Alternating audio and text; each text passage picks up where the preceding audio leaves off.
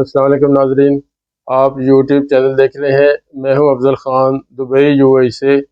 جی ناظرین، ابھی جو میں ریئیکشن ولاگ بنا رہا ہوں، یہ ایک بڑے اچھے مفتی صاحب ہیں، ان کو میں سنتا رہتا ہوں، لیکن آج ریئیکشن ان کے اوپر میں پہلی دفعہ دے رہا ہوں، تو میں زیادہ اس پہ اینڈ پہ بات کریں گے، تو میں اس کو سٹارٹ کرتا ہوں۔ اب اس کو ضرور دیکھیے گا اور اینڈ تک دیکھیے گا۔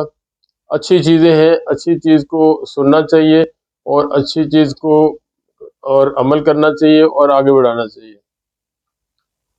تو حضرت آج کا ایک سوال ہے جو بڑا فکر انگیز سوال ہے۔ اگر ہم اسلام کی تاریخ کو جب دیکھتے ہیں تو سامنے آتا ہے کہ 1867 سے پہلے کوئی دیوبندی نہ تھا، 1897 سے پہلے کوئی بریلوی نہ تھا، سن 250 ہجری تک کوئی حملی نہیں تھا، سن 200 ہجری تک کوئی مالکی شافی نہیں تھا، سن 150 ہجری تک کوئی حنفی نہیں تھا، یہاں تک کہ 11 صدیاں گزر گئیں اور کوئی روحانی سلسلہ وجود میں نہیں تھا۔ یہ سارے سلسلے جو ہیں طریقت کے سلسلہ چشتیہ اور سہروردیہ، قادریہ، نقشبندیہ، یہ سب بعد میں وجود میں آئے۔ اور تو اور جب نبی کریم صلی اللہ علیہ وسلم کی وفات کا وقت آیا اور اس وقت دین، شریعت اور ہمارا قرآن پاک مکمل ہو چکا تھا، اس وقت کوئی شیعہ اور سنی نہ تھا۔ لیکن آج یہ سب لوگ موجود ہیں اور اصل اور سچے مسلمان نظر نہیں آتے۔ یہ اس کی کیا وجہ ہوئی ہے؟ بہت زوردار سوال ہے۔ بقیہ ویڈیو دیکھنے سے پہلے ویڈیو کو لائک کریں، رحم ٹی وی چینل کو سبسکرائب کریں اور بیل آئیکن پر کلک کریں۔ شکریہ۔ بھائی دیکھو، نبی کریم صلی اللہ علیہ وسلم کا زمانہ جب تھا جی تو کوئی جو ہے وہ شیعہ سنی نہیں تھا، جی، تو وہ زمانہ پھر آپ لے آئے تو پھر بھی کوئی شیعہ سنی نہیں ہوگا۔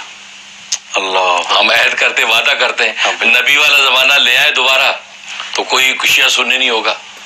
اور یہ ہوگا ایسے، وہ وقت آئے گا کہ اس زمانے میں نبی ہوگا جب ہے جی جی، تو کوئی شیعہ سنی نہیں ہوگا۔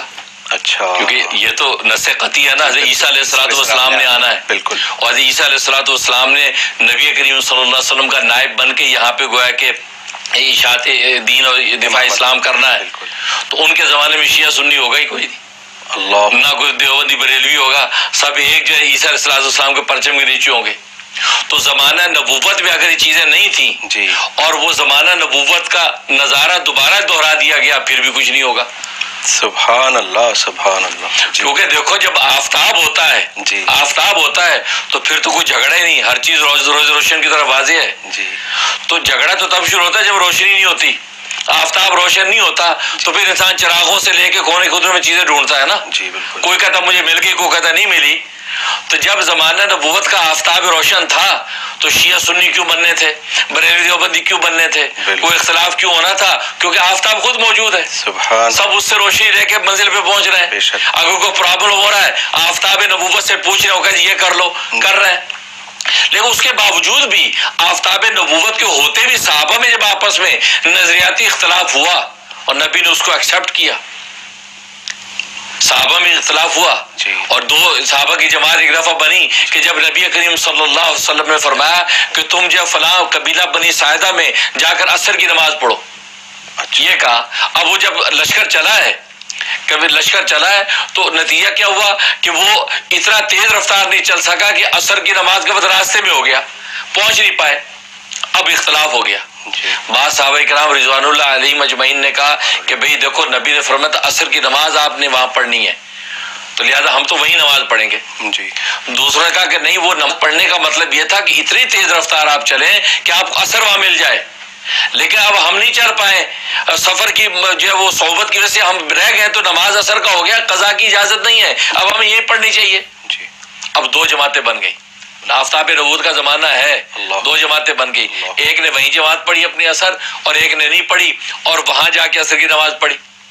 اب جب یہ واپس آئے تو نبی کریم صلی اللہ علیہ وسلم کے سامنے سارا مدعا رکھا کہ یہ ہوا تھا، آپ مسکرائے، فرمایا تم دونوں نے ٹھیک کیا۔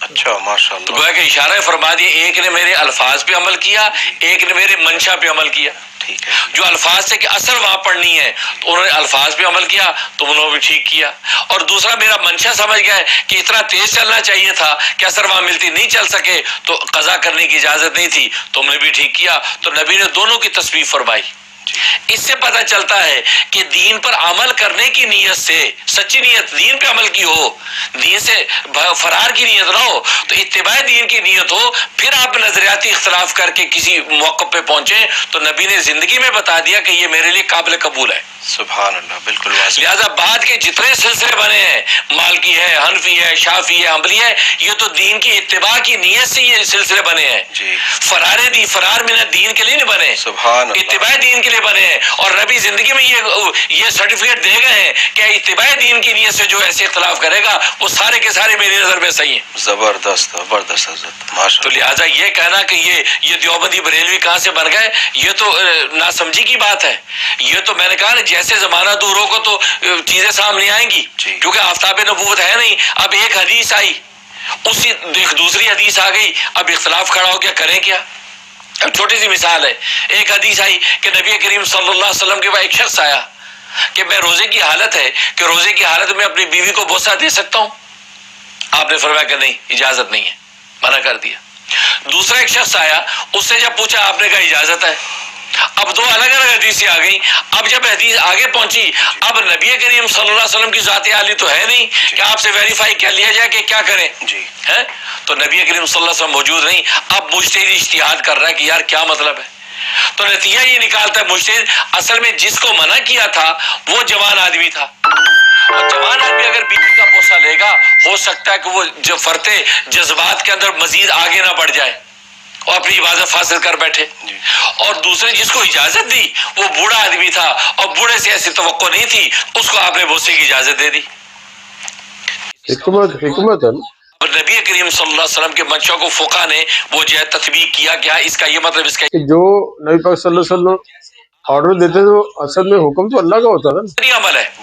اور پھر دوسری بات یہ ہے کہ نبی کریم صلی اللہ علیہ وسلم کے زمانے میں جو منصوص مسائل تھے، جو نبی کے یا قرآن سے نص قطعی سے چلے آ رہے ہیں، اس میں تو کسی کا اختلاف آج تک نہیں ہے۔ جی بالکل۔ نماز کے فرض ہونے میں کس کا اختلاف ہے؟ کیا امام ابو حنیفہ کہتے ہیں نماز فرض ہے، امام شافعی کہتے ہیں سنت ہے؟ نہیں، کچھ بھی نہیں، سارے کہتے ہیں فرض ہے نماز۔ روزے میں کس کا اختلاف ہے؟ کسی کا۔ تو نصوص قطعیہ میں کوئی اختلاف نہیں۔ ہاں وہ مسائل جو نبی کریم صلی اللہ علیہ وسلم سے منقول نہیں ہے، منصوص نہیں ہے، اور آگے زمانے کے تمدن سے پیدا ہو گئے، اب کیا کریں؟ اب ہوائی جہاز پہ نماز کا مسئلہ آج کھڑا ہو گیا، اب کیا کریں؟ نبی کے زمانے میں تو ہوائی جہاز کا تصور نہیں ہے، اب ہوائی جہاز پہ نماز ہوتی ہے کہ نہیں، کیا کریں؟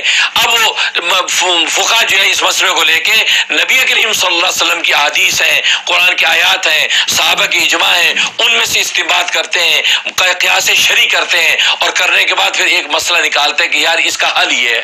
جی، اور یہ تو کمال ہے اسلام کا۔ اسلام ایک زندہ مذہب ہے، بے شک۔ دوسرے مذہب مر چکے ہیں، وہ زندہ نہیں ہیں، ان کے لیے جب کوئی مسئلہ کھڑا ہو جائے تو ان کے پاس کوئی حل نہیں ہے۔ یہ چھوٹی سی مثال ہے، عیسائیت کے اندر جو ہے وہ پادری جو ہے وہ شادی نہیں کر سکتا، بشپ شادی نہیں کر سکتا، پوپ شادی نہیں کر سکتا، ڈیووٹی ٹو گاڈ جو ننز ہیں وہ شادی نہیں کر سکتی۔ لیکن آج کی اس دنیا کے اندر جہاں برائی صبح شام نظر آتی ہے، ہر وقت آپ کے ہاتھ میں یہ اسمارٹ فون کی شکل میں برائی ہر وقت ساتھ ہے، جذبات بھڑک رہے ہیں، کیا کریں؟ ان کے پاس کوئی حل نہیں ہے، وہ کہتے نہیں شادی پھر بھی نہیں کر سکتے۔ یہ ہے کہ آپ دیکھتے ہیں کہ دوسرے راستوں سے فساد میں مبتلا ہو رہے ہیں لوگ، لیکن اسلام زندہ مذہب ہے۔ جیسے کوئی ایسا مسئلہ پیش آتا ہے، اسلام اس کا حل نکالتا ہے، حل نکالتا ہے اور بتاتا ہے کہ ہاں تمہیں یہ کرنے کی اجازت ہے، یہ کرنے کی اجازت ہے، یہ کرنے کی اجازت ہے۔ تو نتیجہ یہ کہ اسلام جو ہے وہ تمدن کے ساتھ ساتھ، زمانے کے ساتھ ساتھ ہر چیز کا حل پیش کرتا ہے۔ تو منصوص مسائل میں تو کسی کا اختلاف ہوتا ہی نہیں، غیر منصوص جو مسائل ہوتے ہیں، جو صراحتاً قرآن حدیث میں موجود نہیں ہوتے، اس کا حل نکالتے ہیں۔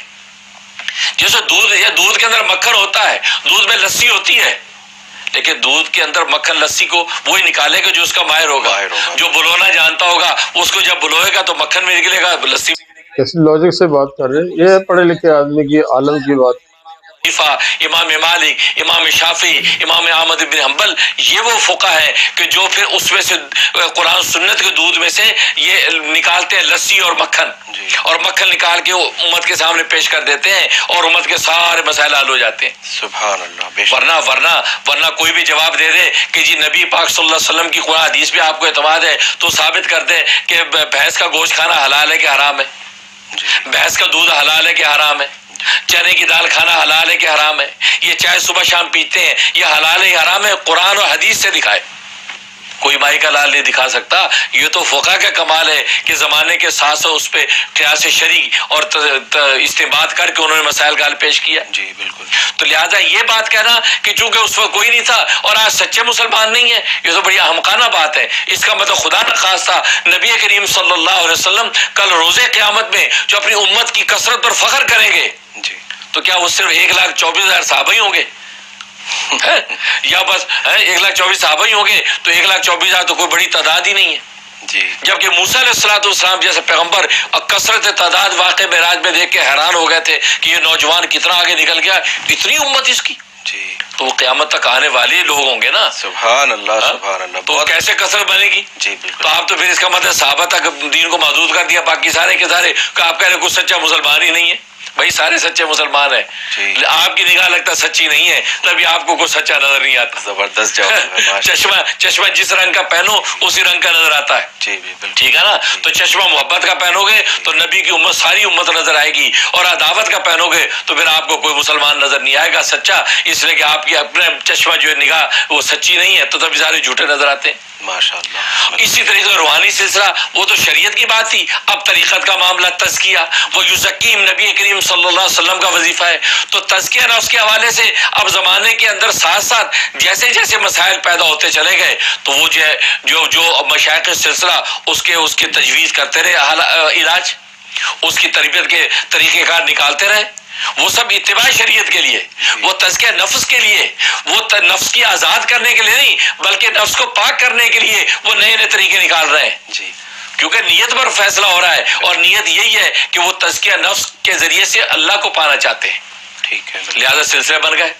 اور پھر سلسلوں کے نام جو ہے، نام بننے سے آپ کو اجنبیت فیل ہو رہی ہے. سلسلہ چشتیہ بن گیا، قادریہ بن گیا، سلسلہ جو ہے وہ نقشبندیہ بن گیا، سہروردیہ بن گیا، شاذلیہ بن گیا، یا حنفی بن گئے، شافعی بن گئے، مالکی بن گئے. بھائی یہ سارا کا سارا اس وقت نبی کریم صلی اللہ علیہ وسلم کے زمانے میں موجود ہے، آپ کے صحابہ کی زندگی میں موجود تھا. ہاں اب اس کو کر کے مدون کر دیا ہے.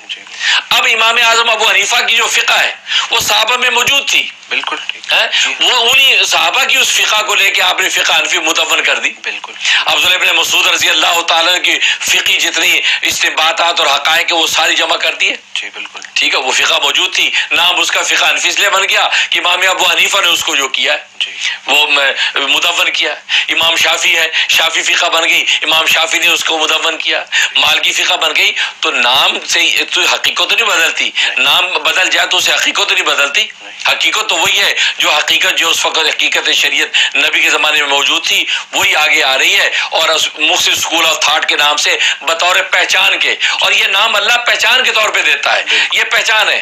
خود قرآن میں بھی اللہ تبارک و تعالیٰ نے فرمایا کہ یہ قبیلے خاندان میں نے پہچان کے لیے بنائے. تو پہچان کے لیے چیزیں ہیں، لیکن حقیقت یہ ہے کہ سب کا سب موجود. تو اگر آپ یہ کہتے ہیں کہ آج سچا مسلمان کوئی نہیں ہے اور زمانے میں کوئی نہیں تھا تو پھر نبی کے زمانے سے پہلے چلے جائیں تو پھر تو مسلمان بھی کوئی نہیں تھا.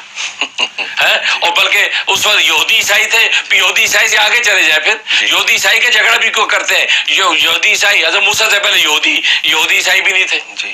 ٹھیک ہے نا.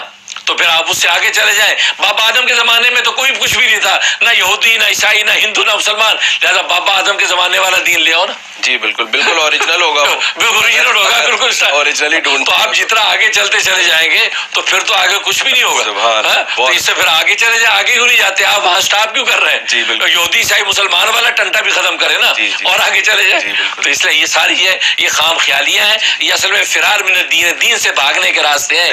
دین پر عمل کرنے کا جذبہ نہیں ہے، لہٰذا دوسرے راستے نکالنے کی کوشش کرتے ہیں، لیکن نکل نہیں پائیں گے. انشاءاللہ علماء حق موجود ہیں، ان کی گوشمالی کرتے رہیں گے. ماشاءاللہ. بالکل. اور اس میں شاید دھوکہ دینا بھی مقصود ہوتا ہے، ایک دوسرے کو ڈاؤٹ فل رکھو اور اس کو زیادہ استقامت سے چلنے نہ دو. اور حضرت یہ جو آپ نے اتنا خوبصورت واقعہ بتایا صحابہ کرام کا، اس سے تو یہ بات بھی واضح ہوتی ہے کہ صحابہ کرام میں جب دو جماعتیں بن گئیں، انہوں نے اپنی اجتہاد کے مطابق اپنی رائے پہ عمل کیا.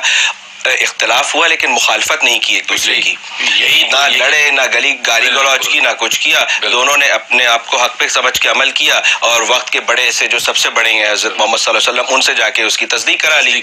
اگر حضرت آج یہ ہو جائے تو دنیا سے بہت حد تک فساد ختم ہو سکتا ہے۔ میں تو یہی کہا کرتا ہوں حضرت حکیم امت و مجدد ملت مولانا اشرف علی تھانوی رحمہ اللہ تعالیٰ کی بات کہ اپنے مسئلوں کو چھوڑو نا، دوسرے کے مسئلوں کو چھیڑو نا۔ بالکل، بس اب دیوبندی مسئلے پہ عمل کرتے رہے، ماشاءاللہ، اور جو بریلوی پہ کرتا رہے، اہل حدیث پہ کرتا رہے، ایک دوسرے کو چھیڑتے کیوں ہیں؟ تم مشرک ہو، تم گستاخ ہو، تم بے ادب ہو، بھائی آپ کو کس نے یہ دے دیا؟ آپ بس اپنے مسلک پہ عمل کریں، کیونکہ آپ سے آپ کی پوچھ ہونی، اس کی پوچھ نہیں ہوگی کہ وہ بریلوی کیوں بنا، آپ نے روکا کیوں نہیں، یہ نہیں پوچھ ہوگی۔ اس لیے تو جب اپنے اپنے مسئلے پر چلیں تو میں تو یہ کہتا ہوں، اور آج کی دنیا میں ایسی یونٹی کی ضرورت ہے، امت جتنی تتر بتر ہو چکی ہے، میں یہ کہتا ہوں یہ امت جب تک ایسی تتر بتر رہے گی اور غیروں کو موقع ملا ہوا ہے وہ اس چنگاری کو پھونکتے رہتے ہیں تاکہ یہ ٹھنڈی نہ ہو پائے، نتیجہ یہ ہے کہ ایک دوسرے کی پگڑیاں اچھالی جاتی ہیں۔ لہذا جس طرح صحابہ نے اختلاف کیا اور محبت اسی طرح قائم ہے، ایسی آپ اختلاف کریں، علمی اختلاف علمی دستگاہوں میں رہے اور آپ محبت سے اپنے دین پہ چلتے رہیں، آپ کو کوئی روکنے والا نہیں۔ ماشاءاللہ۔ جی ویور یہ میں نے ان کو فرسٹ ٹائم سنا ہے، اور اس میں فرسٹ ٹائم میں ان کو اس کے اوپر ریئیکشن ولاگ بنا رہا ہوں۔ نام ان کا سنا ہوا تھا لیکن ان ڈیٹیل میں نے ان کو نہیں سنا، تو میں اپنا ذاتی، میں ایک طالب علم کی حیثیت سے، میں کوئی عالم فاضل نہیں ہوں لیکن عام آدمی ہوں، لیکن یہ عام آدمی کی چیزیں سمجھنے کے لیے ہے۔ میں ایک دو ویڈیو پہلے بھی بتا چکا ہوں کہ اللہ پاک کا دین، نبی پاک صلی اللہ علیہ وسلم کا دین، جو قرآن ہمیں حکم دیتا ہے کہ اس کو پڑھیں، کیونکہ پڑھے گا تو پھر اس کو سمجھے گا۔ سیکنڈ سٹیج ہے سمجھنا، پہلے پڑھنا ہے، ایک خط ہے، آپ کو خط آیا، یہ قرآن پاک بھی اللہ کا خط ہے، اور ایک اس کو آپ نے پڑھنا ہے، اور پڑھیں گے تو اس کو سمجھنا بھی ہے۔ اگر آپ سمجھتے نہیں تو فائدہ کوئی نہیں، تو خود پڑھنا چاہیے، خود سمجھنا چاہیے، اور خود اس پہ پھر عمل کرنا چاہیے، اور آگے شیئر کرنا چاہیے اپنے بچوں کے ساتھ، اپنے لوحقین، اپنے بہن بھائی، اپنے دوستوں کے ساتھ۔ تو میں اسی نیت سے اس کو میں نے ریئیکشن ویڈیو بنا رہا ہوں، خود بھی میں اس کو سمجھتا ہوں، اس کو سمجھوں گا، اور اس کو آپ بار بار دیکھیے۔ جو آج جو ہمارے بہت سارے مسائل، بہت سارے مسئلوں کا حل ہی یہی ہے کہ آپ بات کو جس سے بھی ملتی ہے آپ اسے سمجھیں، اور صحیح بات ہے اور اس کو سمجھ کے اس پہ عمل کریں، بجائے کہ ہم ایک دوسرے کے اوپر انگلیاں اٹھائیں، ایک دوسرے کو یہ کہیں وہ کہیں۔ تو یہ جو آج کے مسلمان کو جو ریئل اسلام ہے، جو صحیح اسلام ہے، اور جو صحیح باتیں، اس کو سمجھنے کی توفیق ملنی چاہیے، توفیق ہمیں لینی چاہیے، اور اس پہ عمل کرنا چاہیے اور آگے شیئر کرنا چاہیے۔ ٹل دین نیکسٹ ویڈیو، السلام علیکم، خدا حافظ۔ میرے چینل کو ضرور سبسکرائب کیجیے گا۔